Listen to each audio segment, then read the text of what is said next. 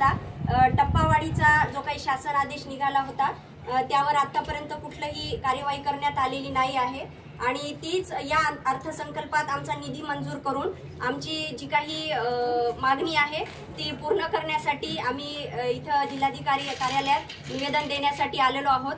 कारण की किती वर्ष झाले आम्ही हा लढा देत आहोत।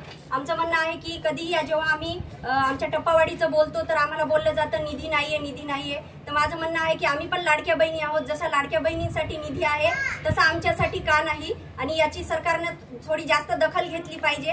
कारण की या गोष्टीमुळे आमच्या इथले शिक्षक हतबल होत आहेत, आत्महत्या करत आहेत, काहींना हार्ट अटॅक येत आहो आणि असंच जर होत राहिलं तर खूप भयानक परिस्थिती आमच्या सगळ्या लोकांवर येईल आणि तेच आमचं म्हणणं आहे की जर ही आमची मागणी पूर्ण झाली नाही तर 26 तारखेपर्यंत आम्ही वाट बघू आणि नाहीतर आम्ही सामूहिक आत्मदहन करणार आहोत। आणि